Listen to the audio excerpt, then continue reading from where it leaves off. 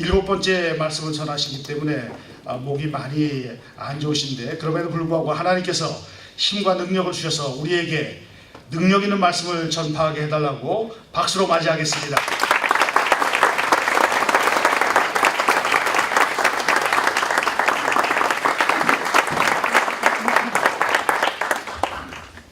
할렐루야. 아멘. 반갑습니다. 네. 잠깐 기도하고 말씀 앞으로 나가면 좋겠습니다.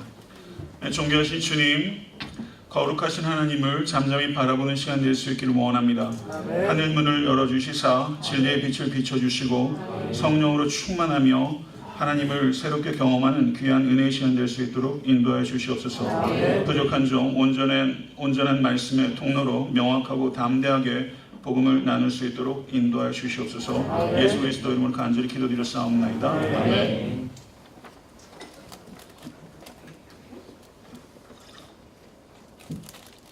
주님의 이름으로 MDB 3차 맞나요? MDB 3. 네, 죄송합니다. MDB 3 원어분들께 문안 인사드립니다. 저는 애틀랜타 섬기는 교회를 2009년도에 개척해서 지금까지 섬겨오고 있는 안성훈 목사입니다. 저는 1995년도에 신대원에 입학하고 1998년도에 졸업한 후에 거의 21년 만에 모교를 방문하게 되었습니다. 여러분들 만나 뵙게 돼서 너무나 반갑고 그리고 제 마음이 뜨거워집니다. 너무나 부족한 저이지만 온전하신 하나님께서 오늘 나누는 말씀을 통해서 여러분을 향한 하나님의 마음과 뜻을 드러내시고 하늘의 격려와 우리의 뜨거운 결단이 이루어지는 귀한 생명 같은 시간 될 수 있게 되기를 간절히 소원합니다. 네. 이번 신앙수련회를 준비하는 가운데 기도 중에 모르드게와 에스더의 대화가 떠올랐습니다. 내가 왕후의 자리를 얻은 것이 이때를 위함이 아닌지 누가 알겠느냐. 에스더가 말합니다. 금식한 후에 규례를 어기고 왕에게 나아가리니 죽으면 죽으리이다. 유례없는 성장으로 세계 교회에 주목을 받았던 한국 교회는 유례없는 쇠락으로 주목을 받고 있습니다. 이처럼 위기 가운데 신학대학원에 여러분들이 입학한 것은 때를 잘못 만난 것이 아니라 바로 이 때를 위함인 줄로 믿습니다. 네. 지금 이 자리에 여러분들이 계신 것은 교단을 위한, 교회를 위한, 이 땅과 이 나라와 이 민족과 열방을 위한 하나님의 섭리가 되기를 간절히 기대하고 그렇게 될 줄로 믿습니다. 네. 이번 부흥의 주제는 목사다움입니다. 목사가 되는 것보다 중요한 것은 목사다워지는 것입니다. 저는 2007년도에 목사 안수를 받았습니다. 저희 동기 중에 제가 제일 늦게 받았습니다. 저는 2011년도에 45살에 결혼했습니다. 저희 동기 중에 제일 늦게 결혼했습니다. 자, 2007년도에 목사 안수를 받으면서 하나님의 은혜로 목사가 된 후에 하나님의 은혜로 목사가 다워지는 여정 중에 있는 사람입니다. 제 개인적으로는 제가 목사로서 은퇴하는 날이 진정으로 목사가 되는 날이요, 제가 하나님의 부르심을 받아 이 땅을 떠나는 날이 제가 궁극적으로 목사가 되는 날이라고 여기고 있습니다. 그러므로 제가 목사다움이라는 주제를 가지고 여러분에게 말씀드리는 것은 목사다움이라는 표대를 향해서 여러분보다 몇 걸음 앞서 걸어가고 있는 친구의 여행담 정도로 여러분들이 오늘 말씀을 받아주시면 감사하겠습니다. 이번 부흥회를 통해서 여러분과 저에게 목사의 지위에 대한 사모함보다 목사다움에 대한 사모함이 더욱더 간절해질 수 있게 되기를 간절히 축원합니다. 제가 6번 말씀을 전하면서 12개의 소주제로 제가 말씀을 전했는데요. 그 내용들을 다 여기에서 함축적으로 해보려고 했는데 그렇게 되면 너무 논리적인 흐름이 깨질 것 같아서 가장 중요한 요소들을 좀 말씀을 드리고, 제가 개척한 이후로 어떻게 하나님께서 저희 교회를 사용해 오시고 제가 말씀 사역을 어떻게 해왔는지 경험적인 이야기를 아무래도 좀 나누는 것이 좋을 것 같아서 저는 목사의 복음에 대하여, 목사의 교회관에 대하여, 목사의 설교에 대하여, 목사의 경주에 대하여 4가지 소주제들을 가급적이면 간결하게 그리고 명확하게 여러분에 전달하도록 하겠습니다. 그럼에도 불구하고 시간이 조금 길어질 수 있다면 그것도 양해해 주시기 바라고, 모쪼록 여러분과 제가 더욱더 집중하여 그리스도를 바라보는 이 시간 될 수 있게 되길 간절히 바랍니다. 교회에 대한 외부의 공격보다 더 큰 문제는 교회 내부의 오열인 거짓 교사입니다. 거짓 교사들은 교리적 악영향과 도덕적 악영향으로 교회를 오염시킵니다. 거짓 교사들의 특징은 번쩍이고 강렬한 말을 통해서 사람들을 그리스도께 인도하지 않고 자기 자신을 부각시키며 성경이 약속하지 않은 약속을 말하며 거짓된 안정감과 거짓된 흥분을 조장시킵니다. 원우 여러분, 복음을 조금이라도 수정하거나 보충하게 되면 복음의 본질은 철저하게 변질되는 것입니다. 다른 복음은 없습니다. 아멘. 단 하나의 복음만 있을 뿐입니다. 아멘. 이 복음은 절대 변하지 않습니다. 아멘. 그리스도께서 복음의 기원이시며 복음의 내용이십니다. 현대 기독교회를 가장 혼탁스럽게 하는 거짓 복음은 Prosperity Gospel, 성공 복음입니다. 하나님을 탐욕을 채워주는 분이라고 선전하는 탐욕의 복음입니다. 기버가 아니라 기프트에 더 관심을 갖게 하는 것이 거짓 복음이요 우상 숭배인 것입니다. 하나님께서는 우리의 성공을 통해서 영광을 받으시는 분이 아니라 삶의 형편이 어떠하든지 오직 하나님 한 분만을 의지할 때 영광 받으시는 줄 믿습니다. 아멘. 특별히 삶의 고난 속에서도 한결같이 전적으로 여호와님만을 의지할 때 하나님께서 가장 크게 영광 받으시는 것을 믿으시길 간절히 축원합니다. 아멘. 사랑하는 원우 여러분, 부흥의 본질은 교회 성도의 숫자의 증가나 재정의 증가가 결코 아닙니다. 진정한 의미의 부흥은 유니티와 퓨리티가 결합되는 것입니다. 하나됨과 정결함이 결합될 때 파워가 나타나는 것이고 그것을 부흥이라고 말하는 것입니다. 그러므로 하나님께서는 성도나 재정의 증가를 통해서 영광 받으시는 것이 아니라 어떠한 형편에서든지 한결같이 여러분들이 전적으로 주를 의지하여 목회할 때 영광을 받으신다는 이 확신을 가지시고 끝까지 이 길을 고수하시며 걸어가시는 여러분 될 수 있기를 간절히 바랍니다. 아멘. 간절히 바라기는 이 자리에 있는 모든 원우들께서 한 사람도 거짓 교사로 전락하지 않고 거짓 교사들을 냉철하게 분별할 뿐만 아니라 격정을 가지고 거짓 교사와 맞서 싸우고 참된 복음을 선포하고 복음을 삶 속에 녹여내 살아냄으로써 진정한 부흥의 통로가 될 수 있게 되기를 우리 주 예수 그리스도를 간절히 축원합니다. 아멘. 복음은 인간이 만들어낸 것이 아니라 하나님께서 계시하시고 인간에게 위임한 것입니다. 그렇기 때문에 복음은 시대에 따라 변화하는 이론이 아니라 시대를 초월하는 불변의 진리입니다. 복음은 승리를 얻기 위해서 우리가 해야 될 일을 가르쳐주는 good advice, 좋은 조언이 아니라 승리를 주시기 위해서 하나님께서 그리스도 안에서 하신 일에 대한 좋은 소식, 굿 뉴스인 것입니다. 우리에게 주신 최고의 선물은 복음이며 여러분들은 복음의 일꾼으로 하나님으로부터 부르심을 받은 것입니다. 예수 그리스도의 십자가와 부활을 통해서 죄와 사망에 대한 승리가 확정됐습니다. 그리고 예수 그리스도께서 이 땅에 다시 오실 때 승리가 완성될 것입니다. 우리 그리스도인들은 이미 확정된 승리와 아직 완성되지 않은 승리 사이에 살아가는 존재인 것을 기억하실 수 있게 되길 바랍니다. 그리스도인은 복음을 통해 모든 것을 보는 사람입니다. 그리스도인은 복음으로 변화된 사람으로서 세상을 변화시키며 이 땅에서 살아갑니다. 그리스도인은 복음으로 치유된 사람으로서 세상을 치유하며 이 땅을 살아가는 것입니다. 복음을 바로 이해하면 모든 것이 바로 보이게 되는 것이고 복음을 바로 이해하면 내가 누구인지 내가 무엇을 해야 하는지가 명확하게 보이게 되는 줄 믿습니다.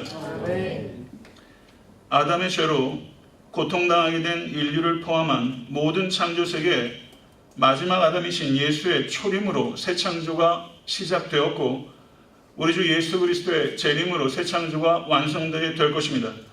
살아계신 하나님께서는 세상 모든 악한 권세를 도말하시고 마침내 하늘에서와 같이 땅에서도 완전한 공의와 평화로 이 땅을 통치하시게 될 것입니다. 그 나라가 예수 그리스도의 초림 때 이미 이 땅에 도래하였으며 지금 그 나라는 확산되고 있으며 예수 그리스도의 십자가와 부활은 하나님께서 악과 죽음 위에 내리신 심판이며 하나님께서 역사의 주도권을 가지고 계시다는 명확한 증거인 줄로 믿습니다. 복음의 궁극적인 목적은 죽어서 천국에 가는 것이 아니라 하나님께서 창조하신 창조세계 전체의 회복과 구원인 것을 믿으실 수 있게 되길 간절히 바랍니다. 하나님께서는 세상을 새롭게 하기 위하여 먼저 그리스도인들인 우리를 새롭게 하셨습니다. 그리고 우리 믿는 그리스도인들은 이미 확정된 승리와 아직 완성되지 않은 승리의 좋은 소식을, 완성될 승리라는 이 좋은 소식을 통해서 현재를 바라보고 창조 세계를 새롭게 하려는 소명에 따라 살아가고 있는 것입니다. 우리를 정말 치유하고 회복시키는 것은 오직 복음입니다.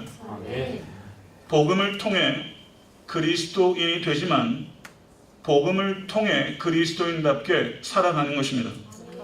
복음은 기독교의 입문이 아니라 기독교의 전부입니다. 그리스도인으로서 삶의 모든 순간순간을 승리하도록 이끄는 원동력은 복음입니다.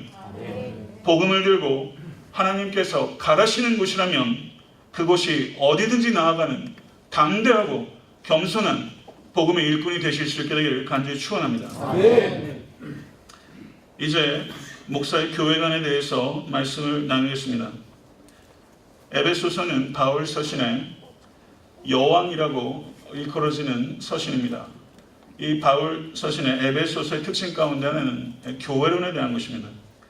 교회에 대해서 에베소서는 가장 풍성한 신학과 은유와 묘사를 담고 있습니다. 교회를 묘사하는 은유들 가운데 가장 영광스러운 은유는 교회는 그리스도의 몸이라는 것입니다. 승천하신 예수 그리스도께서는 성육신의 연장으로서 이 땅에 교회를 남기셨고 교회는 그리스도를 대변하고 그리스도를 대신하는 유일한 대한 공동체인 것을 믿습니다. 교회는 만물을 충만케 하시는 하나님의 충만입니다. 교회는 타락한 창조세계에 부족한 것을 채우고 잘못된 것을 수정하는 일을 통해서 만물을 충만케 하는 새 창조의 공동체입니다. 교회는 하나님께서 거하시는 거룩한 성소입니다. 하나님께서는 가시적 건물 안에 존재하시는 것이 아니라 성도 안에 거하시며 부르심을 받은 성도인 교회는 주 안에서 성전이 되어가는 현재적 노력을 결코 멈추어서는 안 되는 것입니다. 교회는 악한 영들에게 하나님의 각종 지혜를 알게 하는 공동체입니다. 교회는 그리스도의 십자가의 사건으로 확정된 악한 영들의 패배를 확산시키는 공동체입니다. 그리고 그리스도께서 이 땅에 다시 오실 때 악한 영들의 패배는 완성될 것을 믿습니다. 교회는 그리스도의 신부입니다. 신부인 교회는 분명히 그리스도께 큰 고통을 드리고 있습니다. 그러나 신랑이신 그리스도께서는 한결같은 열정과 사랑으로 교회를 바라보고 계시고 티나 주름 잡힌 것이나 이런 것들이 없이 거룩하고 흠이 없게 교회를 만들어 가고 계신 것을 믿습니다. 교회에 대한 우리의 태도는 그리스도께서 교회에 대한 태도와 같아야 하는 것이고 그래서 교회에 대한 우리의 바른 태도는 고통과 사랑이어야 하는 것입니다. 교회에 대한 필리비안 씨의 책에 이런 이야기가 인상적이었습니다. 얼 파머라는 목사님이 계셨습니다. 목사님은 교회가 성경적인 기준에 부합하지 못하고 위선적이고 결함이 많다고 비판한 사람에게 이와 같이 은유적으로 이야기를 했습니다. 한 고등학교의 관현악단에서 베토벤의 운명 교향곡을 연주했습니다. 그런데 그 연주가 보잘것없었습니다. 그럼 왜 굳이 그 철부지들에게 그 어렵고 아름다운 교향곡을 연주시키느냐라고 물을 수 있을 것입니다. 그 질문에 나는 이렇게 대답해 보겠습니다. 객석에는 베토벤의 위대한 교향곡 9번을 이 아이들의 부족한 연주가 아니고서는 접할 수 없는 사람들이 있기 때문입니다. 교회는 분명 완전함과는 거리가 멀지만 아이들의 연주가 그러하듯이 말입니다. 그럼에도 불구하고 교회는 하나님의 메시지를 연주할 것입니다. 왜냐하면 교회가 아니고서는 천국의 메시지를 들을 수 없기 때문입니다. 애타한테 섬기는 교회의 불완전한 연주가 2009년도 6월 21일에 시작됐습니다. 9년 9개월 동안 저희는 이 불완전한 연주가 보다 개선될 수 있도록 여러 음들을 더해왔습니다. 하나님께서 우리들을 통해서 이 연주를 어떻게 이끌어 오셨는지 전 최대한 담백하게 여러분에게 나누고자 합니다. 직명교사든 반면교사가 되든 여러분에게 유익이 될 수 있게 되기를 간절히 바랍니다. 뉴욕에서 제가 2005년부터 2008년까지 부목사로 섬긴 후에 애틀랜타로 내려온 것이 2008년도 여름이었습니다. 그 후 1년 가까운 시간 동안 백수였습니다. 인생에서 제일 무기력한 시간을 보냈습니다. 저희 부모님들은 교편생활 하시는데요. 제가 미국에서 5년 동안 유학생활 하면서 결코 쉽지 않았을 겁니다. 많은 돈 들여 공부했고 그리고 부목사 생활 끝에 백수가 된 것입니다. 그 당시 저는 미혼이었고 애틀랜타에 제 막내 동생이 있었는데 그 집에 얹혀 살았습니다. 차도 없이 1년 지냈고 집 밖에 나가는 것은 거의 주일밖에 없었고 제가 만나는 사람이라고는 제 동생 다니는 교회 구역 식구들이었습니다. 개척 당시 저희 교회에는 저희 부모님 내외와 제 동생 내외 그리고 4명의 성도가 있었습니다. 애틀랜타에 있는 작은 인터넷 기독교 방송국에서 개척 준비 기도를 하면서 저는 예배소설 강의했는데 40일이 다 끝나갈 때까지 예배소설을 찾기가 어려웠습니다. 그래서 미국 교회를 한 50군데를 녹화했는데 작상인 취급하듯이 문 안 열어주는 교회가 거의 대부분이었고 저는 렌트비를 내겠다 이런 얘기하는 게 목에서 안 나오더라고요. 그렇게 예배처도 찾고 싶지 않았고 끝까지 예배처소를 필요하다고 말하고 싶었어요. 그래서 어느 한 교회 앞마당에 들어섰는데 그 교회 담임 목사님 마침 밖에 있었고 이야기를 했더니 단호히 이야기를 해서 결론을 알려주겠다라고 얘기를 했고 몇 주 뒤에 그 교회 친교실 식당에서 첫 예배를 드리게 됐습니다. 창립 예배인데도 피아노 반주를 할 사람이 없어서 저희 부모님 친구 아내 되신 권사님이 피아노 반주를 했는데 그분은 당뇨 때문에 눈이 잘 안 보이는 분입니다. 저희 교회 그때 많은 분들이 오셔서 축하해 주셨는데 수박 자를 분이 없어가지고 축복해 주러 오신 분이 수박 잘라주셨고 6월 21일에 정말 더웠는데 에어컨이 고장나서 그 식당에서 정말 더웠던 기억이 나요. 그 당시에 교회에 아무 돈이 없었기 때문에 음향시설 전혀 없었습니다. 강대상도 없었고 그냥 식탁 위에 제가 육성으로 설교를 했고 육성으로 설교한 기간이 몇 달입니다. 창립 예배 시 저는 사도행전 11장 19절 30절 13장 1절부터 3절에 말씀으로 우리가 꿈꾸는 교회라고 제목으로 설교했고 그 당시에 저희가 빌려서 예배를 드렸던 그 교회가 187년의 역사를 가지고 있는 교회인데 제가 성도님들께 그랬습니다. 우리 교회도 187년의 역사를 넘어서는 교회가 되보자. 바라기는 우리 주님께서 다시 오실 때 이 땅에 견고하게 서 있는 교회가 되보자. 이런 이야기를 제가 했습니다. 교회 이름을 섬김의 교회라고 명사형으로 하지 않고 섬기는 교회라고 다소 어색함을 감수하고 동사 형태로 지은 것은 신앙이 명사형으로 있기를 원치 않고 관념놀이 하고 싶지 않았기 때문입니다. 그래서 동사적 교회가 되자는 가장 본질적인 예수 그리스도께서 이 땅에 오신 목적에 부합하는 교회 이름으로 섬기는 교회를 짓게 된 것이고 애틀랜타 섬기는 교회는 지역사회에 봉사하는 교회 그리고 애틀랜타에서 열방을 봉사하는 교회로 나아가자는 그런 비전을 그 안에 담은 것입니다. 강대상이 없어서 기독교 백화점에 강대상을 좀 보러 왔는데 주머니 사정이 영 좋지 않아서 강대상을 계속 둘러보다가 이거 얼마예요? 하고 나오기를 몇 차례 했어요. 그랬더니 어느 날 가서 또 강대상을 만져보기도 하고 그때 백화점 사장님이 저한테 오셔서 사정을 묻더니 강대상 하나 주시더라고요. 300불짜리였습니다. 그리고 어느 날은 또 가서 성찬 예식을 해야 되는데 예복이 없는 거예요. 그래서 이 학습 효과가 있어서 그런 건 아니고요. 한번 만져보고 싶어서 그래서 그분이 제 첫 번째 예복도 주셨어요.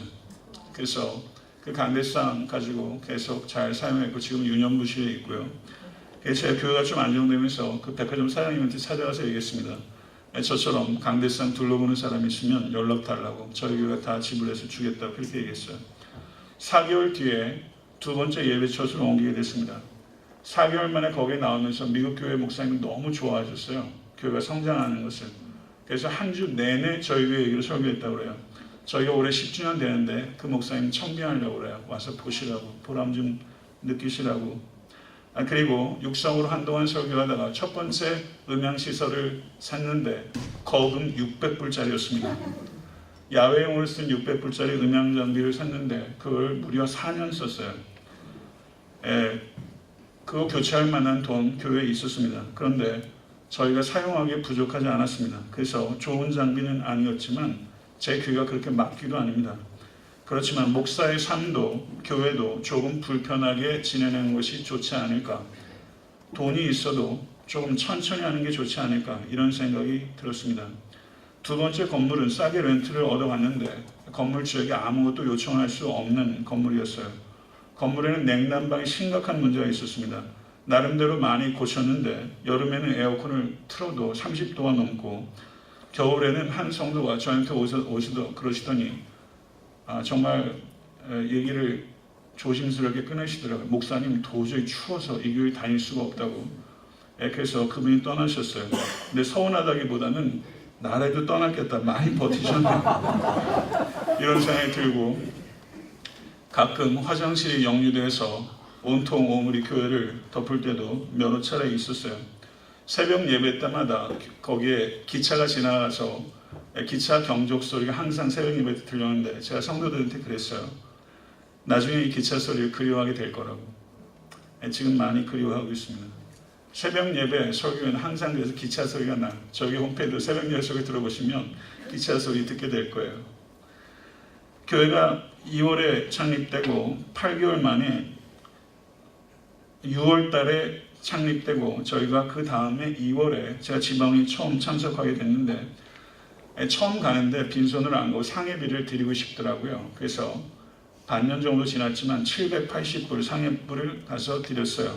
근데 지방에서 개척 지원금을 금일봉을 받았습니다. 350불 받았습니다. 780불 내고 350불 받았습니다.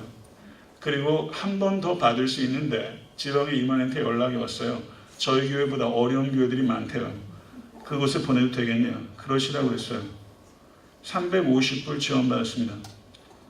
그런데 왠지 서러움이 복받치기보다는 내가 좀 잘해야겠다. 그런 생각이 들었어요. 올해 미주 전체에 있는 미주 성령교회에서 저희 교회 상회비가 제일 많지 않을까 생각합니다. 그러다가 2010년도 9월에 제가 개청한 지 1년 3개월 만에 제 허리 디스크가 파열이 됐는데 새벽 예배 마치자마자 쓰러졌습니다. 당시 의료보험도 없었고 돈도 없는 형편이지라 엑스레이 한 장을 찍지 못했습니다. MRI는 상상할 수가 없었고 그래서 어떻게 할 수가 없었기 때문에 동네 야매들이 그렇게 많은 줄 몰랐어요. 온갖 야매들이 저를 고쳐보고 명성을 얻으려고 그러는지 저를 얼마나 짓밟고 그랬는지 말할 수가 없었어요. 개척된 지 1년 만에 교회 문밖을 출입하지 못하도록 2달 동안 앉지도 서지도 눕지도 못하는 통증이 뭔지를 그때 제가 알았어요. 그러다가 한국으로 급하게 수술을 하러 가게 됐고 개척한 지 1년 만에 교회를 3개월 비웠으니 교회의 형편이 어떠했을지 여러분 상상할 수 있을 겁니다. 교회 리더들과 허름한 두 번째 건물을 매입하려고 추진했는데 은행과 다 얘기가 됐는데 은행 책임자가 어딜 다녀오더니 딴 사람에게 팔았다는 것입니다. 그런데 그것도 전혀 마음에 이렇게 쓴 뿌리가 안 생기더라고요. 여기에도 뭔가 하나님의 뜻이 있겠지. 웬걸 그 사람도 저희를 보고 나가라고 하더라고요. 그래서 쫓겨나서 또 세 번째 예배 처소로 갔는데 지금 생각해보면 그때 그 건물을 샀으면 그 건물은 주차 공간이 30대밖에 안 됩니다. 그리고 그거를 샀으면 그 건물을 매각하기가 굉장히 어려웠을 거예요. 그러면 지금 그곳에 있을 가능성이 상당히 농후하다. 이게 제가 교회를 개척하고 쭉 와보면서 이게 정말 좋은 일이 끝까지 좋은 일일지 나쁜 일이 끝까지 나쁜 일일지 이게 참 판단이 어렵고요. 저한테 목회적인 어떤 부분들을 물어오는 분이 계시면 하나님께서 우리가 기도하고 정말 헌신적으로 하려고 했던 일들을 막아주신 것 때문에 교회가 성장할 수 있었다. 하나님께서 막아주신 일이 얼마나 중요한지 몰라요. 내 마음대로, 내 뜻대로, 내 계획대로, 내 기도대로 목회가 된다. 저는 얼마나 괴물이 되겠으며 우리 교회는 교회단 모습에서 얼마나 이탈하겠는가. 전 몰골이 송연합니다. 어떤 상황 속에서도 하나님만을 의지하는 것, 그것이 목회의 정도라고 생각합니다. 급하게 예배 처소를 알아보고서 세 번째 건물로 이동했는데 가니까 그 건물도 거의 썩어 있었어요. 그래서 많이 고쳤어요. 그래서 저희가 들어가면 두 번째 건물도 살아나고 세 번째 건물도 살아나서 교회가 부흥하니까 건물도 부흥하고 그리고 건물주가 그 물건을 팔 수 있게끔 되는 거예요. 건물주한테 돈을 벌게 해주고 있더라고요. 그래서 교회가 부흥해서 건물이 좋아지니까 아니나 다를까 또 나가라고 그러더라고요. 팔겠다고. 그래서 네 번째 예배 처소를 알아보는 중에 하나님께서 제게 감동을 주셔서 성도님들께 그랬어요. 우리가 또 네 번째, 이게 불과 3, 4년 사이에 있었던 일이에요. 4년 사이에 교회 4번 이사했습니다. 성도님들께 예배 처소를 찾기 전에 선교지의 교회 건물 먼저 짓고 싶습니다. 그만큼 줄여가면 되잖아요. 그랬더니 성도님들이 다 기쁘게 받아주셨어요. 그래서 과테말라에 교회 건물을 헌당했습니다. 네 번째 예배 처소는 기존의 교회가 형편이 어려워지면서 경매로 나온 거예요. 교회 개척된 지 4년밖에 안 됐어요. 이런 일도 성도님들에게 부담드리고 싶지 않았어요. 그래서 그 경매기 때문에 어떤 돈을 써서 내지 않습니까?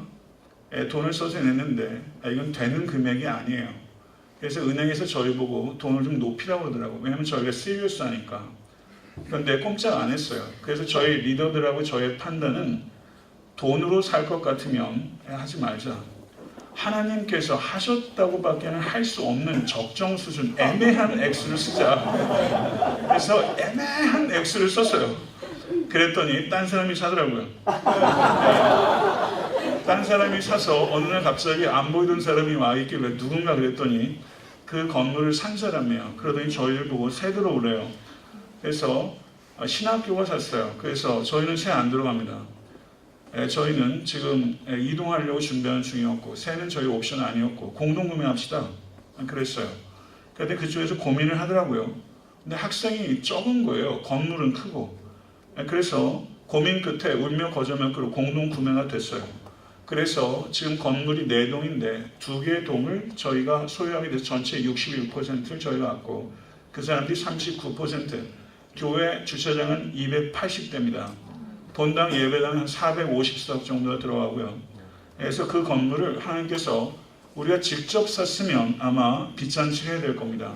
그런데 우회적으로 살 수 있는 방법으로 하나님께서 사게 하셔서 전혀 교회에 재정적인 부담이 없이 그 건물을 매입하게 하신 하나님을 찬양합니다. 그래서 그 건물을 산 해에도 저희가 28%를 선교와 구제로 쓸 수 있었어요.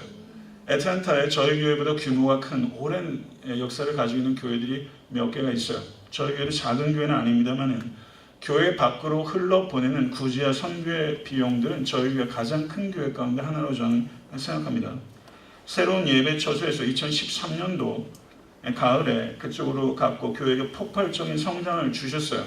교회 건물을 4번째로 옮기는데 건물을 옮길 때마다 애를 하나씩 주셔서 건물을 옮길 때마다 애가 한 명씩 태어났고 제가 45에 결혼해서 애가 7살, 5살, 4살이고요. 그래서 저희 교회는 더 이사 안 갈 겁니다. 넷째가 생길 가능성이 있기 때문에. 그래서 지금까지 교회를 목양을 해오면서 속도는 저의 관심사가 아니었고 항상 방향에 집중했는데 하나님께서는 저희가 생각했던 것보다 훨씬 빠른 속도를 저희에게 양적 성장을 주셨어요. 저는 항상 양적 성장이라고 얘기했습니다. 아무데나 부흥이란 말 붙이는 거 저는 두렵습니다. 그래서 양적 성장이라만 이야기하다 2년 정도 전부터 그것도 지나치다, 그것도 일종의 교만이다 생각해서 하나님께서 우리에게 주신 이 부흥이 우리만의 잔치가 아니라 흘려보내는 부흥이 될 수 있도록 성령님은 항상 차고 넘치는 것이기 때문에 우리를 통해서 차고 넘치는 부흥이 될 수 있도록 헌신하자, 이렇게 이야기를 해왔습니다. 저희 교회 핵심 가치 중에 하나는 버겁도록 구제하고 선교하는 교회입니다. 버거움은요, 통칭을 주는 거예요. 버겁도록 구제하고 선교하는 게 저희 교회의 핵심 가치 중에 하나입니다. 그래서 난민 선교, 홈리스 사역 지속적으로 해오고 있고, 작년에 서비스 스칼러십을 해서 저희가 교회 밖으로 크리스천 여부 상관없이 저희가 서비스 스칼러십을 해서 지역사회에 저희가 장학금을 내놓고 있습니다. 처음엔 그냥 완전 익명으로 하려고 했는데 그게 미국엔 그게 가능하지 않고, 그리고 교회가 하도 비판을 많이 듣기 때문에 이런 거에는 그냥 서비스 스칼러십 이렇게 해서 교회가 하고 있다는 것 정도는 알고 있습니다. 세월호로 많은 아이들이 죽었을 때 부활절이 곧바로 그 다음 주인가 그랬어요. 부활절에 제가 다녀올라서 이번 부활절 한번 모두 한국에 세월호로 아이들 잃은 교회 보내겠습니다 했고, 저희 교단교회 한 작은 교회가 있더라고요. 교단교회 보니까 거기 중고등부 아이들이 반이 죽었다고 그러더라고요. 그래서 그때 저희가 부활절 헌금 다 보내드렸습니다. 얼마 전에 제천의 화재 때 돌아가신 젊은 목사님 가정을 위해서 제가 교회에서 작정 헌금 하는 사람이 아니거든요. 처음 작정 헌금 그 교회 이전할 때 한 번 딱 얘기했고, 두 번째 얘기해서 성도님들이 적극적으로 참여해 주셔서 그분께 전달했습니다. 얼마 전에 휴스턴에 부흥회를 갔는데요. 제가 1년에 부흥회 딱 한 번밖에 안 나옵니다. 근데 올해는 제 예외적으로 2번 나오게 됐는데요. 교회 수혜로 목사님이 너무 피해를 입으셨고 성도 중에 몇 번 피해를 입으셨다고 해서 그 교회 부흥회 사례 받는 대신 교회에서 5,000불 헌금 가져와서 그 교회에 희사했습니다. 저도 너무 기쁘고 성도들도 기뻐하시더라고요. 선교에 힘을 쏟기 시작한 게 교회가 개척된 지 3년 됐을 때고, 유카탄에서 시작된 선교가 과테말라를 돌아 지금은 브라질과 남미에서 혼신을 다해 선교하고 있습니다. 마나우스 선교신학교의 건물을 완공했고 4명의 현지인 교수들에게 월급을 지불하면서 40명 정도의 학생이 공부하고 있고, 밀림에서도 공부하고 있고, 올해는 보아비스타라는 거기 현지 원주민에 들어갈 수 있는 허브 지역에 그쪽에서 성경학교를 개설해서 약 한 40명 정도 공부를 시작할 예정이고, 하나님께서 여건과 또 비전을 주시면 신학교로 전환할 수 있습니다. 현지에 14개 현지 교회와 협력하고 있고, 2년 뒤부터 신학교에서 학생들이 배출되면 지속적으로 교회 개척을 할 예정이고, 학생들 중에서 뛰어난 학생들은 저희가 따로 장학금을 전액 지불해서 상급 학교에 진학시켜서 공부시키고 미래 교수 자원으로 양육시키고 있습니다. 파라과이, 아르헨티나, 칠레, 우루과이, 볼리비아 선교사님들과 연합신학교 사역을 하고 있는데 몇 년 전부터 섬기게 됐고, 그리고 올 6월에 파라과이 본부 신학교 건물이 4층으로 완공되게 됩니다. 많은 분들이 수고하셨는데 재정적인 어려움에 봉착해서 이 일에 마음에 거룩한 부담을 갖게 되신 성도님 2분이 헌신하셔서 그 건물이 올해 완공되게 됩니다. 내년엔 저희 교회가 지원해서 포어권과 스페니시권 산하 현지인 목사님들 한 70분 정도를 저희가 특정 장소에 숙식을 다 제공해서 참석하도록 저희가 할 예정이고, 그렇게 되면 남미 현지인 총회가 발족될 수 있는 초석이 놓이게 될 것입니다. 저희 교회가 간판 없이 지냈습니다. 작년 가을에 드디어 교회 간판을 달았습니다. 그 전에는 그냥 배너를 달았습니다. 2013년도에 거기에 들어간 이후로 한 6년 가까이 그냥 천조각이라 바래가지고 교회를 찾으시다 그냥 지나쳐 가신 분들이 자꾸 나오더라고요. 그래서 간판을 달아야 되겠는데, 그래서 간판을 작년에 처음 달았어요. 한 10,000불 들었어요. 큰 돈 아닙니다. 그렇지만 큰 돈을 지속적으로 구제와 선교에 쓰다 보니까 문패 닫는 게 그렇게 늦어졌는데, 그걸 달면서 왠지 뿌듯했고 성도들도 참 좋아하셨어요. 저희 교회 음향이나 미디어, 피아노, 의자 등은 전 교회가 다 두고 간 곳입니다. 의자가 한 200개 정도 있었는데 지금 한 250개 정도 더 넣었죠. 색깔이 조금 다르습니다. 두고 간 피아노 조율한다고 해도 한계가 있을 것이고, 음향도 두고 갈만하니까 두고 간 거죠. 다 뜯어가지 않겠어요? 근데 조금씩 고쳐가지고 그냥 음향 씁니다. 제 귀가 그렇게 막귀 아닙니다. 저희 교회는 그렇게 팬시하지 않습니다. 그러나 버겁도록 구제하고 섬기기 위해서 최선을 다했다고 자부합니다. 저희 교회 오시는 분들 가운데 적지 않은 분들이 지역의 리얼터, 부동산 중개하신 분으로부터 소개를 받아요. 집사로 오는 타주분들이 있잖아요. 그러면 자기 교회는 오지 마시고 저희 교회 가라요. 그리고 의사들이 있지 않습니까? 그럼 의사가 진료하면서 교회를 의사한테 물어요. 그럼 우리 교회 가지 말고 섬기는 교회를 가래요. 심지어 타교회 부목사도 저희 교회 가라고 했습니다. 교회 안팎에 많은 사람들이 저희 교회 가라고 하다 보니까 그 이야기는 더 신뢰감을 주는 모양이에요. 그래서 그렇게 오신 분들도 있어요. 교단 안팎에 많은 분들이 제게 물어요. 교회가 성장하는 방법이 뭐냐요? 저는 교회 성장을 방법론적으로 생각해 본 적이 한 번도 없습니다. 그러다 보니까 그런 얘기를 물어보면 제가 할 말이 없어요. 제가 하는 일이 기자 피해 다니는 겁니다. 왜 이렇게 인터뷰를 안 하냐요? 저는 인터뷰는 별로 좋아하지 않습니다. 다만 본질에 집중하려고 했습니다. 애타한테 섬기는 교회는 방향에 집중하려고 했고 앞으로도 그러할 것입니다. 애타한테 섬기는 교회가 어떻게 불완전한 연주를 연주하는지 여러분과 조금 제가 이제 이야기를 나눴고요. 앞으로 애타한테 섬기는 교회는 의도적으로 숫자를 통해서 오는 힘의 유혹과 싸울 것입니다. 부단히 물질과 제자들을 세상으로 내어보내는 약해지려는 교회가 될 것입니다. 저는 목사가 되어가는 목사이고 애타한테 섬기는 교회는 교회가 되어가고 있는 교회입니다. 그리고 끝까지 여러분보다 몇 걸음 앞서서 잘 걸어갈 수 있기를 간절히 바라고 그렇게 힘쓰도록 하겠습니다. 이제 세 번째 주제인 목사의 설교에 대해서 나누도록 하겠습니다.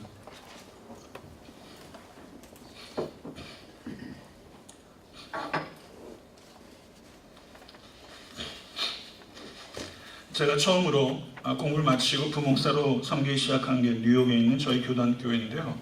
담임 목사님이 저보고 오라고 그러시더라고요. 우리 교회에서 일하라고. 감사했죠. 근데 제가 목사님께 조건이 하나 있다고 그랬어요. 그 조건이 충족돼야 오겠다고 그랬어요. 저 설교하고 싶습니다. 그랬습니다. 제가 목회를 하면서 제가 다짐하는 게 있어요. 난 사례비 얘기는 안 한다. 은퇴할 때까지. 줄여달라는 얘기는 해도 사례비 얘기는 안 한다. 한 가지 조건이 얼마나 맹랑할까요?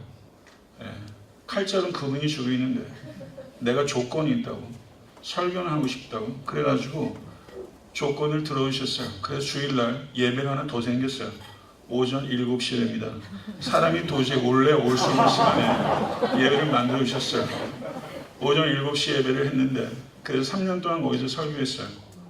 그래서 이런저런 일들을 하다 보면 설교 준비할 시간 없어요. 그럼 토요일날 밤을 새워서 준비한 적도 많았어요. 그 주일날 그 예배에 오신 분은 10명에서 13분이에요.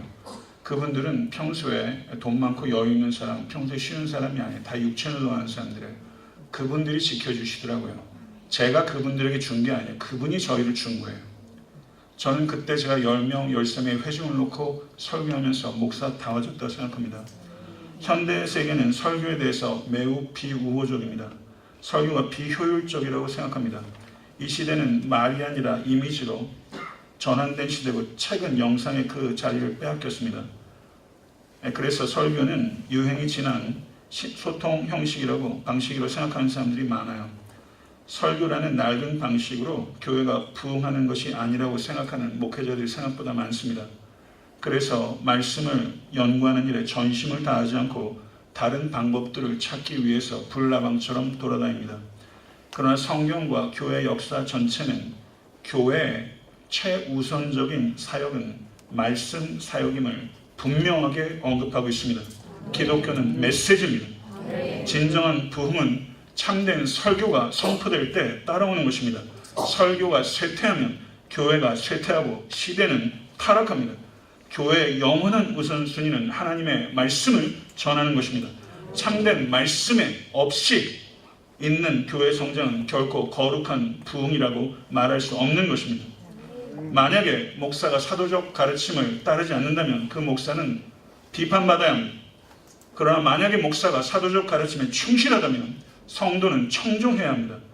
교회는 목사의 말을 들으면서 그리스도를 드리러 가는 청중과 그리고 성도들 가운데 해산의 수고를 해서 성도 안에 그리스도의 형상을 빚으려고 하는 목사가 만날 때 그것은 행복한 만남이고 아름다운 만남이고 유익한 만남이고, 그리고 그와 같이 목사도 그리스도를 바라보고 회중도 그리스도를 바라보고 피차 그리스도로부터 눈을 떼지 않을 때 전능하신 하나님께서 역사하시는 줄 믿습니다. 에베소서 6장 19절에 사도 바울은 또 나를 위하여 구할 것은 내게 말씀을 주사 나로 입을 벌려 복음의 비밀을 담대히 알리게 하옵소서 할 것이니 라고 기도를 요청했어요. 기도의 요청은 두 가지입니다. 내게 말씀을 주사, 복음의 내용에 있어서의 명확성입니다. 그리고 담대히 알리게 하옵소서 하는 것은 복음을 전하는 태도의 담대함이에요. 사도 바울은 명확성과 담대함을 갖기 위해서 기도했고 노력했던 사람입니다. 명확성이 없는 담대함은 내용이 없고, 담대함이 없는 명확성은 확신을 줄 수 없습니다. 여러분이 설교자로서 이 명확성과 복음의 내용에 있어서의 명확성과 복음을 전하는 태도의 담대함, 이 두 가지가 여러분 안에서 결합될 수 있기를 간절히 축원합니다. 지난 9년 9개월 동안 제가 어떻게 설교해 왔는지를 말씀을 나누도록 하겠습니다. 설교의 이론이야 설교학 교수님께 들으면 될 것이고, 제가 실전에서 어떻게 실험했는지를 이야기 나누겠어요. 이렇게 하라는 얘기가 아니에요. 제가 이렇게 했다는 얘기를 말씀드리는 거예요. 참고하시라고요. 개척할 때 제 목표는 한 가지였습니다. 은퇴할 때까지 66권 3번 강의하는 거였어요. 그런데 목회를 하다 보니까 제가 저희 교회 풀타임 부목사 생긴 게 좀 늦었습니다. 한 3년 정도 전까지는 제가 일주일에 모든 새벽 예배, 수요 예배, 주일 예배 설교 다 했어요. 그러니까 적어도 일주일에 설교가 8편 뭐 이렇게 되는 거죠. 그걸 다 했습니다. 66권 강의 3번 가능하겠더라고요. 근데 교회가 성장하고 그리고 애가 막 나오면서, 그리고 교회 안팎으로 제가 해야 될 일들이 너무 많아지고, 제가 가서 이야기 나누고 스피치 해야 될 사람들이 굉장히 많아지더라고요. 현실적으로 3번은 불가능하다. 그래서 건강을 허락한다면 신구약 66권 강의를 2번은 마치고 싶다라는 소망을, 의지가 아니라 소망을 갖게 됐어요. 2번을 다 마치는 게 목표일 수 없잖아요. 한 번을 꼭 맞춰야 되는 것도 아니고, 그저 한 설교 한 설교에 최선을 다하되 하나님 2번은 마치고 싶습니다. 이런 마음을 갖게 됐어요. 제가 설교한 편수가 대략 2000편입니다. 구약성경 27권 강의했습니다. 현재 이사야서 수요일에 강의하고 있고, 시편은 권이 바뀔 때 10편씩 넣어서 강의에 나오고 있습니다. 신약성경 13권 강의했고, 현재 디모데후서 새벽에 강의하고 있고, 주일에 야고보서 강의하고 있습니다. 새벽 예배 설교할 때 한 번도 원고 없이 쓴 적 없습니다. 단 한 번도. 새벽 예배 때 평균적으로 4장을 썼습니다. 원고지. 마이크로소프트 워드로 11.5 폰트로 자간 간격 1.5, 원고지 4장. 강대상에 서기 전에 저는 책상에서 씨름하겠다고 각오했고, 책상에서 최선을 다했습니다. 성경 각권의 주석을 준비하는 건 대단히 중요한 것입니다. 66권 각권의 주석을 준비할 때 신학서적을 이렇게 가이드해주는 좋은 책들이 몇 개 있어요. 그래서 그런 책들 한 4권 정도를, 번역된 건 번역된 거, 안 된 건 영어를 가지고 해서 제가 주석 하나하나를 매우 신중하게 복음적인 것, 학문적인 것, 그리고 문학적인 것, 목회적인 것, 이런 스펙트럼에 갖춰서 66권 주석을 각 권당 평균 10권씩 완비했습니다. 각 권을 설교하면서 새벽 예배 설교 때 제가 대략 4권에서 5권 주석 소화합니다. 주일 예배, 수요 예배 때 제가 8권 정도 소화합니다. 이전에 설교했던 본문을 제가 다시 다뤄야 될 때는 적어도 한두 권이라도 더 읽으려고 해서 저를 넓히고 깊게 하려고 노력했습니다. 제가 책상에서 씨름하면, 여러분들이 책상에서 씨름하면 good preaching 쓸 수 있습니다. 그렇지만 great preaching은 여러분의 노력 가지고 되지 않습니다. 강대상에서 good preaching이 great preaching이 되는 것은 하나님께서 하늘 문을 열어주셔야 되는 것인 줄 믿습니다. 성령께서 부어주셔야 great preaching을 할 수 있는 거예요. 주석들 가운데 영어로 낸 책들 가운데 너무 좋은데 한국엔 번역이 안 된 책들이 볼 때 너무 안타까워요. 소개해주고 싶은데 저도 영어를 공부를 하고 마친 다음부터 영어 할 일이 없다 보니까 영어를 책 읽는 것이 갈수록 뻑뻑해지더라고요. 그래서 여러분들께 제가 권하고 싶어요. 아무리 천천히 읽더라도 그리고 깊은 뉘앙스까지 파악이 안 되더라도 대략적으로라도 이해할 수 있도록 영어 공부 게을리하지 마십시오. 영어는 영어에 그치는 것이 아니라 한 지적 세계가 열리는 거예요. 그래서 영어를 그런 의미에서 노력하시라. 영어 잘할 수 있게 되어 기도하세요. 책 읽을 수 있게 되어 기도하세요. 그리고 제가 서재를 목사에게 서재는 보석입니다. 신학적 신앙적 주제를 따라 제가 목차별로 기업으로부터 시작해서 가정, 결혼, 고난 쭉 나가서 하나님의 뜻, 하나님의 나라 뭐 이렇게 해서 책들을 쫙 준비해요. 가장 표준적인 책을 저는 삽니다. 묽은 고깃꽃 같은 책이 아니라 아주 그 사골꽃 같은 진한 사골꽃 같은 표준적인 책을 신중하게 고르고 책 하나 가장 표준적인 책을 완벽하게 이해하려고 노력해서 그걸 뼈대로 세우는 거예요. 한 권의 책을 정통한 사람은 탁월한 사람입니다. 여러분들은 성경 한 권에 탁월하실 수 있기를 바라고 성경에 통달하십시오. 성경에 통달하면 목회는 열립니다. 그리고 하늘 문도 열리게 될 줄 믿습니다. 그래서 저는 각 권을 보게 되면 거기 목차를 딱 봐요. 제가 책을 처음부터 커버 투 커버로 다 읽고 갈 수도 있지만 여건이 그렇게 되지 않으면 제가 멀티플 리딩을 해야 되기 때문에 그 책의 목차를 제가 깨고 있지 않으면 설교할 때 갈 수가 없기 때문에 책의 목차들 가급적이면 제가 다 정리해놓고 제가 성경을 엑소제시스를 한 다음에 어떤 게 부수적인 리딩이 필요하면 그쪽으로 곧바로 갈 수 있도록 제가 이제 데이터베이스를 만드는 거죠. 제가 개척한 이래로 2010년도에 처음 사순절에 처음 제 설교가 녹음되기 시작했을 때 사순절에 제가 택한 본문은 욥기입니다. 욥기 강해가 1장, 2장, 42장을 해도 3장부터 41장 툴크가 굉장히 어려워요. 논리적으로, 문학적으로 툴크가 굉장히 어렵습니다. 사순절 40일 동안 욥기 42장 하니까 이게 진짜 사순절이 되더라고요. 그렇게 사순절을 한번 지나가 보니까 욥기를 통해서 이해한 인간 이해는 어떤 철학의 인간론으로 도달할 수 없는 깊이에요. 인간을 이해해요. 그리고 고통을 이해하게 됐어요. 하나님의 지혜가 말랑말랑한 지혜가 아니라 거친 지혜예요. 하나님은 사자예요. 이것을 제가 욥기를 통해서 깨달았어요. 제가 최초로 선택한 수요예배 강의는 로마서입니다. 제가 패기가 그만큼 있었어요. 로마서를 제가 강의하면서 성도에게 그랬어요. 저는 로마서를 강의하기 전에 안성은과 로마서를 강의한 후에 안성은 다를 것입니다. 라고 얘기했어요. 로마서는 신앙과 신학적 보석으로 가득 찬 보석산이에요. 어떤 목사는 로마서 8장 하나를 가지고 은퇴할 때까지 설교할 수 있다고 그러더라고요. 전 조금 뻥인 것 같기는 해요. 그 정도라는 거죠. 그 정도예요. 그래서 로마서라는 이 계시의 산을 올라가면서 주의 깊게 천천히 신중하게 올라왔어요. 그리고 그 산을 올라오는 기쁨과 유입과 그리고 고통과 그 고통과 상응하고 비례하는 기쁨은 맛보지 않은 사람은 모릅니다. 권을 정할 때 저는 각 문학 장르별로 한 권씩 먼저 선택했어요.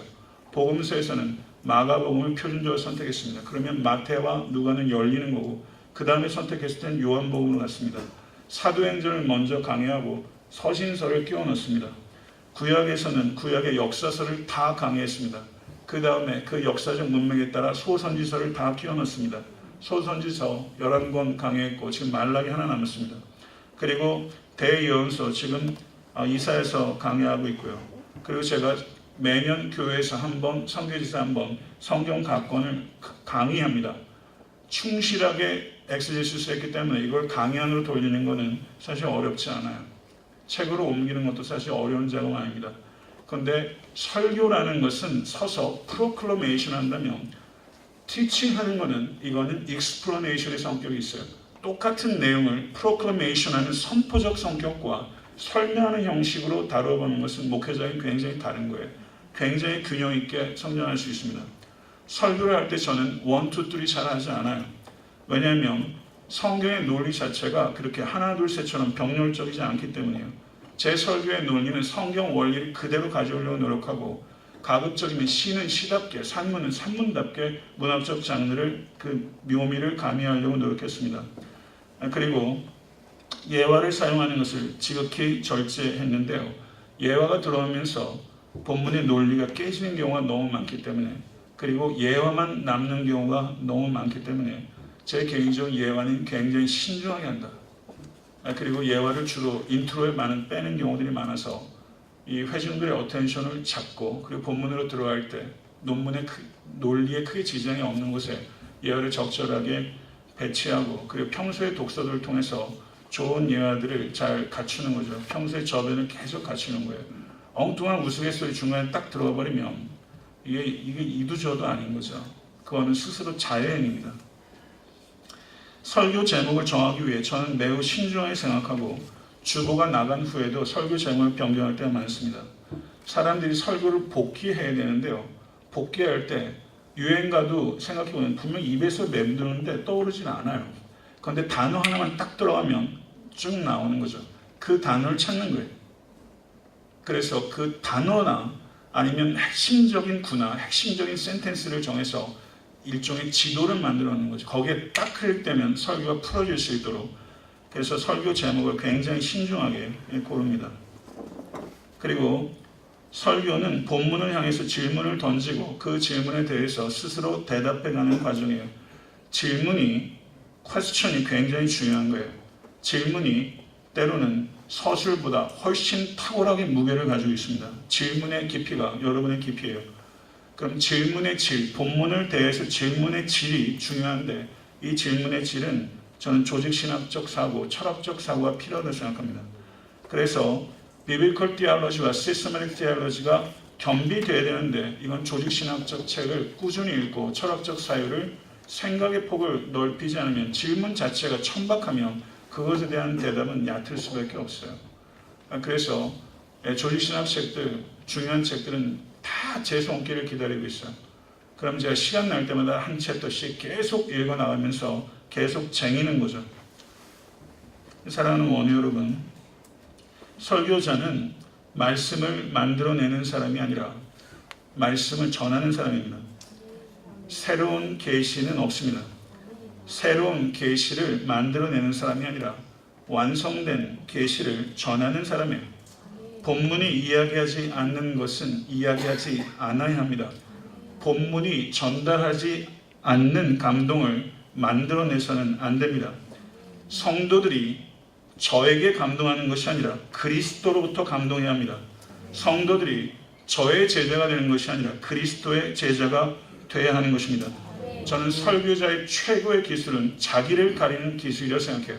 이런 은폐수를 가지셔야 돼요. 설교자가 여러분에게 끌리는 것이 아니라 그리스도에게 끌리셔야 돼요. 그게 위대한 설교예요.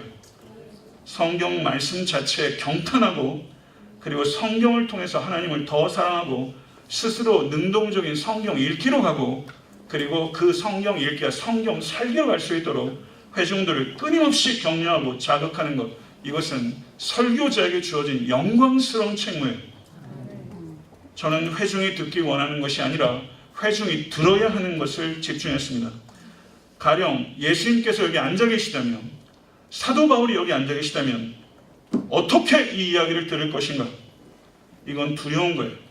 정말 두려운 거예요. 이걸 생각하셔야 돼요. 회중 속에 예수께서 앉아 계시다. 회중 속에 사도가 앉아 계시다. 이걸 염두에 두시고 부끄럽지 않게 연구하시고 성령을 의지하면서 말씀을 가감없이 선포하십시오. 양심을 달래려고 하지 말고 양심을 깨우십시오. 완고한 마음을 깨뜨리고 깨어진 마음을 위로하는 일에 헌신하십시오. 목사는 회중의 마음을 찢고 그 마음을 꿰매는 이중적인 일을 하는 성령의 통로로 세워진 자라는 것을 잊지 마십시오. 제가 정리해 놓은 항목들이 몇 개가 있는지 한번 봤어요. 이번에 오면서 한번 정리해 봤어요. 뭐 가령 가난, 그럼 목차가 쭉 있잖아요. 가난, 뭐 쭉 성화 쭉 나가서 뭐 하나님의 나라, 뭐 하나님의 섭리, 뭐 이렇게 쭉 갈 거 아니에요. 하나님의 속성. 목차가 보니까 690개더라고요. 690개 되는지 몰랐어요. 깜짝 놀랐어요. 저는 설교를 하게 되면 대략 새벽 예배 4장, 수요일날, 주일날 9장, 옛날엔 막 10장, 12장 막 이랬어요. 그러면 그 안에 대략적으로 작은 종속되는 주제들이 여러 개가 있어요. 한 5개라고 가정합시다. 그러면 이거를 제가 다 찢어요. 그래서 그 항목과는 다 집어넣는 거예요. 그리고 제가 책을 읽게 되면 그냥 제 방법이에요. 책을 읽게 되면 이제 거기에다 밑줄도 치고 형광펜도 칠하고 거기에 질문도 달고 그리고 저자와 대화해보고 그리고 제가 다르게 생각하는 분 적어보고 하면서 책 내용이 정리되죠. 책 딱 덮는 순간 기억이 잘 안 나요.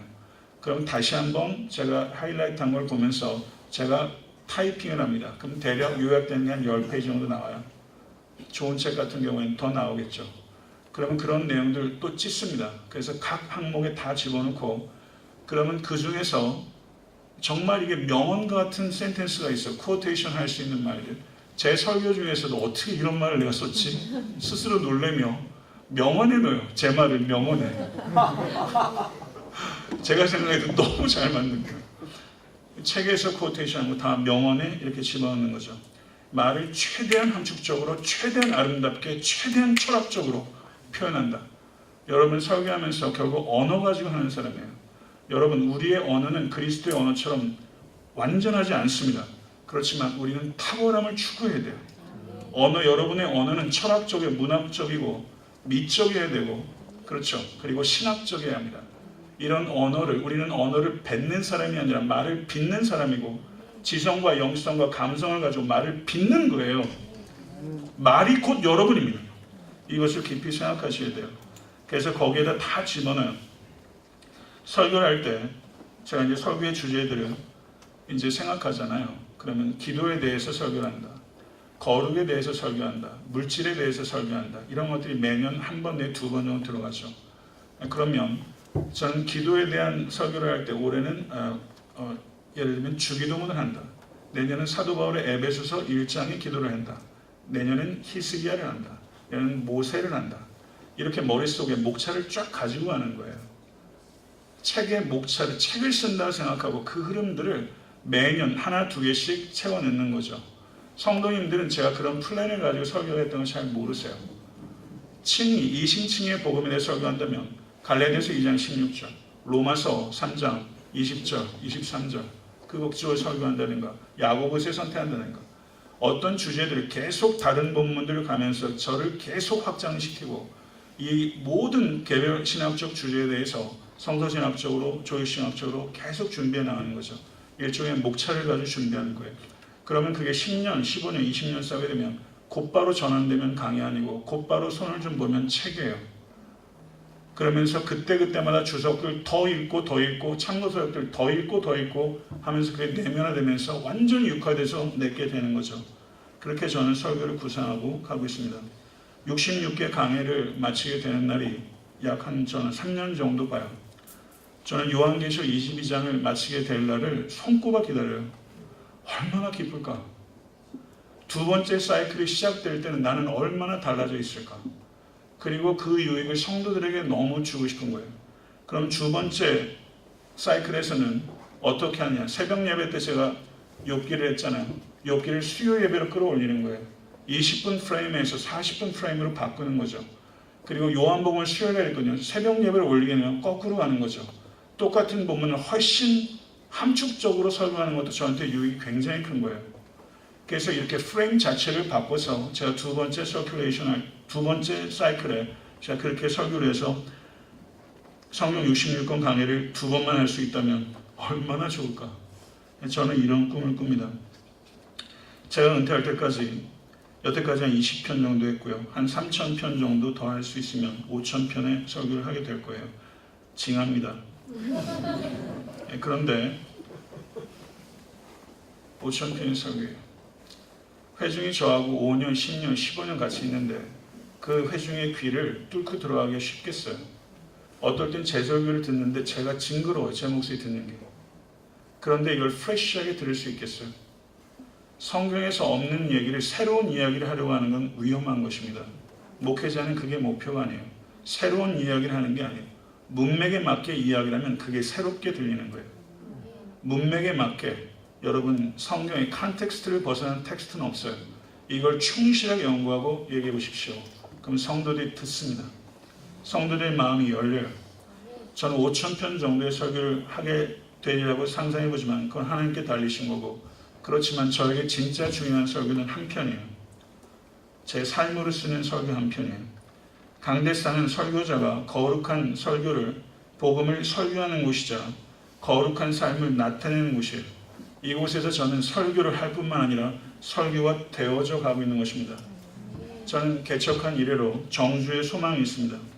개척한 교회에서 마무리하는 게 제 소망이에요. 교단 선배 목사님이 그런 말 하지 말라고 그러더라고요. 어리석게 그런 말 뭐 하라는 저한테 그러시더라고요. 근데 저는 제가 섬기는 교회에서 은퇴하고 싶어요. 제가 성도님들께 그랬어요. 하나님께서 저를 어느 곳으로 옮기신다면 그건 성도님도 알고 저도 알 거예요. 그게 하나님의 뜻이니까. 하나님의 뜻을 목사만 아는 경우는 없을 거라고 제가 그랬어요. 제가 만약에 하나님께서 가라고 해서 가야 되는 곳이라면 저는 저 작은 곳으로 가겠습니다. 그렇게 얘기했어요. 그게 제 성향에 좀 맞아요. 그래서 저는 제가 한 5,000편 정도의 66권 강해를 제가 사랑하는 성도님들께 남겨드리고, 한편 설교가 되어져가는 제 삶을 성도님들께 남겨드리는 게 저를 위해서 기도하시고 동역해 주시는 성도님들께 드릴 수 있는 제 사랑의 표현이라고 생각합니다. 제가 힘든 유학 중에 운전하고 가다가 가끔 차를 세워놓고 펑펑 운 적이 몇 번 있었어요. 공부하다가 운전하고 가면서 나중에 설교하는 강대상을 제가 연상하면서 눈물이 쏟아지더라고요. 설교단 위에서 내가 설교할 때가 오겠지. 그 설교단이 저에게 얼마나 두려운지 몰라요. 2,000편 설교했으면 이 자리에 쓰는 거 아무것도 아니게 될 줄 알았는데 그렇게 안 되더라고요. 들어설 때마다 어떨 땐 입이 바짝바짝 말라요. 회중의 숫자와 상관없어요. 얼마나 두려운지 몰라요. 진짜 칼도만에 올라오는 것 같아요. 이곳에 오는 것이 저에겐 너무 두려워요. 근데 설교단이 얼마나 그리운지 몰라요. 이 설교단이 그렇게 야릇합니다. 너무 두렵고 너무 그리워요. 제가 성도님들께 그랬어요. 성도님들도 어떨 땐 제 얼굴 상기되고 긴장하고 있는 게 역력히 보이니까. 그러니까 제가 자책이 돼요. 도대체 나는 언제쯤이면 이런 데 여유를 찾을까? 그런 생각이 들기도 있어요. 성도님들께 물어봤어요. 여러분, 제가 강대상에 서는 두려움을 계속 가지고 가는 게 좋을까요? 아니면 이 두려움이 없어지는 게 좋을까요? 물어봤어요. 그래서 제가 대답했죠. 아무리 생각해도 이 강대상에 서는 두려움이 사라지면 설교자로서의 제 빛은 꺼질 것 같네요. 저는 이 두려움과 같이 가겠습니다. 그랬어요. 이번에서 6번 설교를 하는데 두려웠어요. 너무 두렵더라고요. 그런데 6번 설교할 때 너무 마음이 평안했어요. 근데 어저께 오전 설교하는데 갑자기 입이 마르더라고요. 식은땀이 나기 시작했어요. 순간적으로 두려워졌어요. 저는 굉장히 약한 사람입니다. 그러다 이렇게 설교하면서 그리스도께 집중하려고 노력했고, 그런 마음에 그런 조임들이 순간적으로 풀리면서 그냥 제가 들어야 하는 것은 그리스도니까 제가 어떤 모습이든지 간에 제 수줍음이나 두려움이나 이런 것 개의치 말자. 그냥 복음만 전하자. 거기에 집중해서 어제도 살짝 그런 위기를 제가 넘어갔어요. 오늘도 그러다 보니까 아침에 굉장히 두렵더라고요. 어제처럼 긴장하면 어떡하지? 많이 두려웠어요. 근데 강대상에 주님을 의지하면서 섰는데 참 편안하더라고요. 저의 강대상은 항상 그래요. 예측할 수 없어요. 제가 할 수 있는 건 한 70 정도예요. 30은 예측이 안 돼요. 이게 얼마나 두려운지 아세요? 제가 할 수 있는 건 굿 프리칭을 준비하는 데까지밖에 안 돼요. 나머지 30은 항상 제가 어떻게 하지 못하는 거예요. 거기에서 오는 두려움이 너무나 크더라고요. 그렇지만 저는 그런 두려움을 가지고 강대상에 섭니다. 사랑하는 원우 여러분, 여러분들도 이 강대상을 소중히 여기고 그리워하고 두려워하십시오. 시대와 양심을 깨우는 설교자로 부디 굳게 서주십시오. 그리고 그곳에서 설교가 되어가는 삶을 살아가십시오. 한국 교회는 갱신될 것이며 여러분은 하나님의 영광과 잃어버린 영혼을 위해서 크게 쓰임받는 하나님의 사람이 될 줄로 확신합니다. 이제 마지막으로 목사의 경주에 대해서 말씀을 드리겠습니다. 바울은 다메섹에서의 회심 사건을 그리스도께서 자신을 잡은 사건이라고 표현했어요. 오늘 여러분 진지하게 묻습니다. 여러분 진심으로 회심하셨습니까? 아멘. 아멘. 아멘. 만약에 아직 진심으로 회심하지 못한 분이 계시다면 회심할 수 있는 은혜가 임할 수 있게 될 간절히 축원합니다. 아멘. 그렇다면 여러분 역시 사도 바울이 그리스도께 잡힌 것처럼 여러분도 그리스도께 잡힌 거예요. 아멘. 그리스도께 잡힌 즉각적인 결과는 죄사함입니다. 아멘. 그러나 죄사함이 그리스도께서 여러분을 잡으신 모든 목적은 아니에요. 그리스도께 잡힌 사람은 경주가 시작되는데 그리스도를 잡으려고 하는 경주가 시작돼요. 그리스도를 잡으려고 하는 경주는 두 가지를 이해할 수 있습니다. 그리스도를 아는 지식과 그리스도를 닮는 삶에 대한 경주입니다. 그리스도인을 추적하여 잡으려고 했던 사도 바울의 열정이 이제 그리스도를 잡으려는 열정으로 바뀐 거예요. 교회를 박해하다고 했을 때 헬라어가 디오코고, 그리고 사도 바울이 그리스도를 달려간다고 했을 때 단어 역시 디오코예요. 똑같은 단어예요. 그리스도인을 잡으려고 했던 디오코, 그런데 예수 그리스도를 만나면서 예수를 잡으려고 하는 디오코로 바뀐 거예요. 달려감의 목표가 바뀐 거예요. 이전과 이후가 바뀌는 거예요. 예수 그리스도를 아는 지식도, 예수 그리스도를 닮는 삶도 이 세상에서 완전해지지 않습니다. 우리는 온전히 이해할 수 없는 그리스도를 아는 지식과 온전히 닮을 수 없는 그리스도를 닮기 위해서 경주하는 사람이에요. 이것이 사도 바울에게 슬픔을 가져다 준 것이 아니라 오히려 더 갈증을 가져다 준 것이고, 온전히 도달하지 못하는 표대를 향해서 끊임없이 가까이 가는 여러분 직선을 한번 상상해 보세요. 끊임없이 가까이 가는 직선. 사도 바울은 그렇게 달리고 있는 것입니다. 사도 바울은 지금 달릴 수 있는 곳에 있지 않아요. 감옥에 있어요. 그렇지만 사도 바울은 그곳에서 활기찹니다. 그리고 지금 다메섹에서 주님을 만난 이후로 지금 30년을 달려온 거예요. 근데 사도 바울은 감옥에서도 달려가노라 얘기를 해요. 너무나 활기차고 너무나 적극적이에요. 사도 바울의 경주는 경건하고 경이로운 경주입니다. 여러분, 사도 바울은 감옥에서도 달렸어요. 지금 여러분의 목회 현실이 여러 가지로 어렵다, 인구 절벽이다, 뭐 여러 가지 한국교회 위축됐다 말할 수 있죠. 초대교회 교인들이 겪었던 박해와 비할 수 있습니까? 우리가 말을 할 때 풍요가 박해보다 위험하다, 좋아요. 네, 그럴 수 있어요. 그런데 박해가 그렇게 쉬울까요? 말은 그렇게 해도 그 박해를 견디는 건 어려운 것입니다. 상상하기 어려운 거예요. 그런데도 불구하고 사도 바울이 달렸어요. 여러분, 활기를 찾으십시오. 아멘. 환경을 보지 마시고 달리십시오. 아멘. 감옥에서도 달렸던 사도 바울의 그 경건하고 경이로운 경주가 여러분의 경주가 될 수 있길 간절히 축원합니다. 아멘. 달리기 선수의 염원은 1등으로 꼴이 나는 거예요. 최후의 결승선을 넘어서는 칼로이스를 생각해 보세요. 온 몸을 거의 던지는 거예요. 사도 바울은 지금 잡으려고 달린다고 했을 때 그 성경 언어가 그런 거예요. 그게 잡으려고의 의미예요. 여러분과 저의 삶 가운데 이런 경주가 있어야 합니다. 아멘. 빌립보서 3장 17절에서 사도 바울은 이렇게 말해요. 형제들아, 너희는 함께 나를 본받으라. 너희들은 나를 본받으라. 이것은 교만하게 들려요. 어설픈 얘기처럼 들려요. 그런데 사도 바울의 이 견면은 교만에서 나온 게 아니에요. 여러분, 척후병이 자신의 부대를 뒤에 끌고서 위험한 지역을 통과하도록 인도하는 척후병을 생각해 보세요. 그 척후병이 나를 따르라 하는 것을 교만하다고 얘기할 수 없어요. 사도 바울은 지금 척후병인 거예요. 지도만 가지고 위험한 적신을 뚫고 가라는 것과, 그리고 적신을 상세히 알고 있는 척후병이 자기를 따라오라고 하는 것, 어느 쪽이 좋은 것입니까? 척후병을 따라가는 게 좋은 것이죠. 사도 바울은 지금 척후병이에요.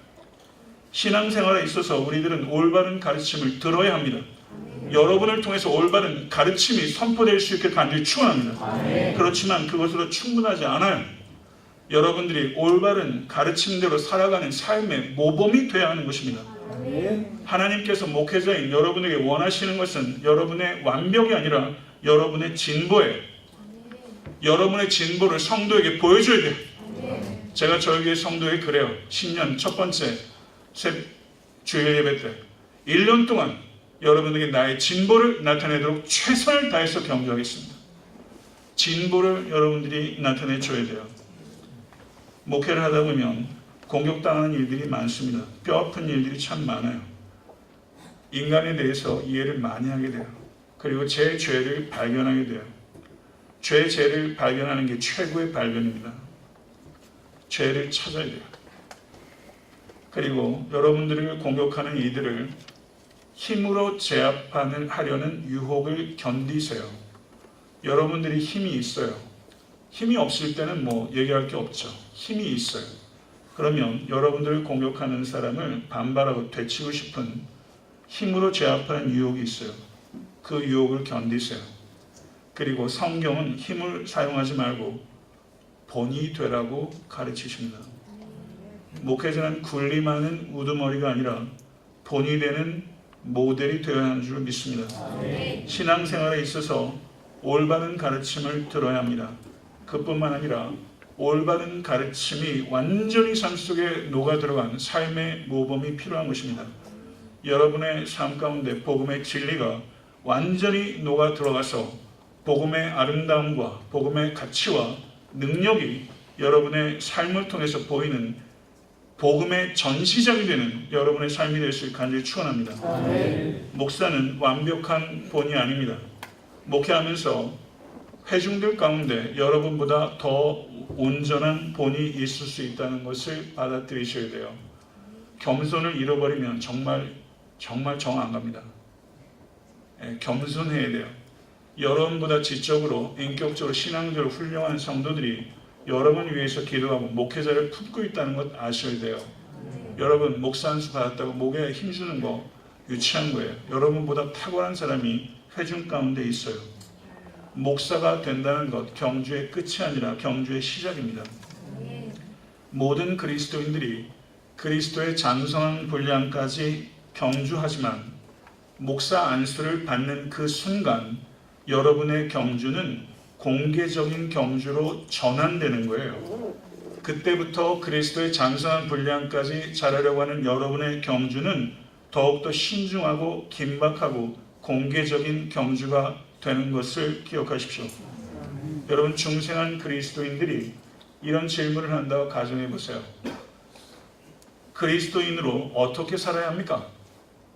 라고 질문을 한다고 생각해 보세요. 그러면 그 질문에 저기 저 전도사님을 보십시오.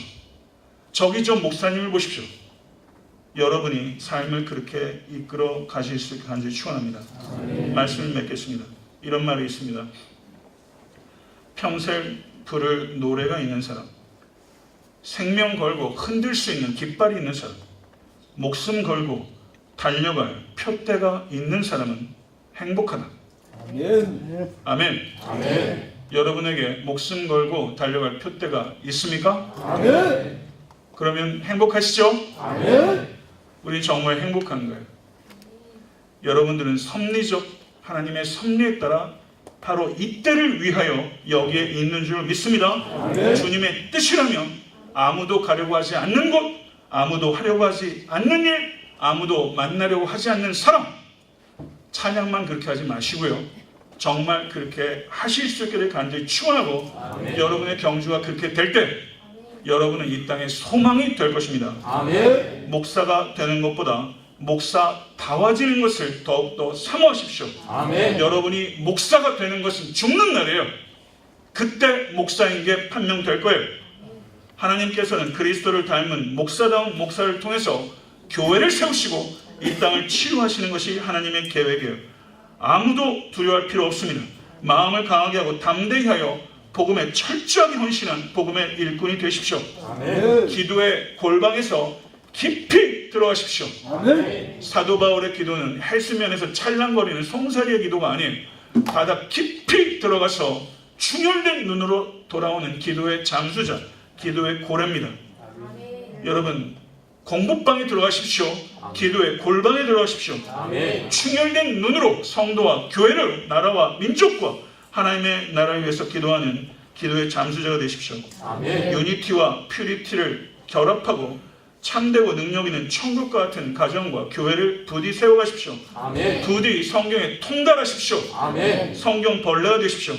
완고한 마음을 깨뜨리고 깨어진 마음을 치유하는 설교자가 되어주십시오. 아멘. 그리스도를 닮은 인격이 목회의 가장 강력한 무기라는 것을 잊지 마십시오. 아멘. 여러분의 가정이 그리스도와 교회의 연합을 나타내는 하나님의 영광의 전시장이 될 수 있도록 부디 가정을 최우선적으로 여기십시오. 아멘. 십자가 부활과 재림의 주님을 바라보면서 로뎀나무에서 일어나십시오. 아멘. 돌아가야 할 것과 돌아가야 될 사람과 돌아가야 될 소명으로 돌아가십시오. 아멘. 그리고 성령의 충만함을 받아 하나님과의 관계와 이웃과의 관계에 있어서 더욱더 친밀함을 누리시고 아멘. 여러분의 순종으로 기적을 만드시고 아멘. 여러분의 변화가 성도에게 체험이 될 수 있도록 삶을 이끌어 가십시오. 아멘. 하나님의 약속을 붙잡고 믿음으로 표대를 향해서 부단히 표대를 향하여 끊임없이 전진하는 믿음의 경주자가 되실 수 있게 되기를 우주 예수 그리스도 간절히 축원합니다. 아멘. 그러면 여러분 한 분 한 분이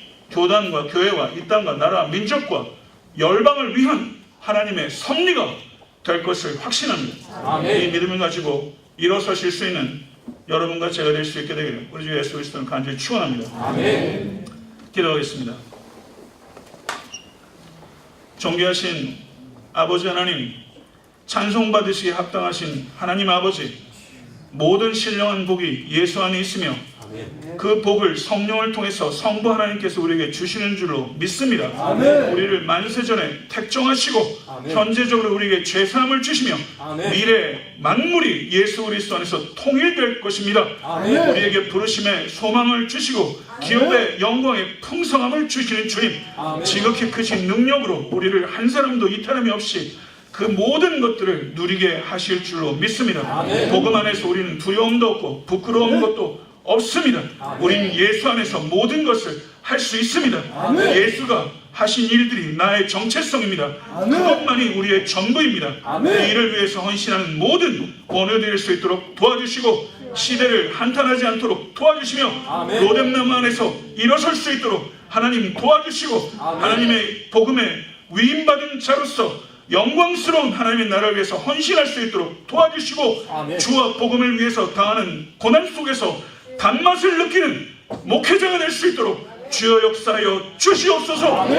아버지 서울신학 대학교가 복음으로 갱신할 수 있도록 도와주시고 아멘. 복음을 위해서 목숨을 드리는 목회자들이 양성될 수 있도록 도와주시며 아멘. 기도로 연합될 수 있도록 도와주시고 아멘. 거룩한 사랑의 공동체가 될 수 있도록 인도하여 주시옵소서. 아멘. 성령의 충만을 내려 주시옵소서. 교단과 교회와 나라와 민족과 열방을 위해서 나아가는 하나님의 백성이 될 수 있도록 인도하여 주시옵소서.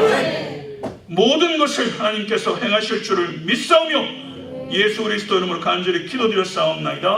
아멘. 우리 다 찬송가 한 장 찬양드리겠습니다.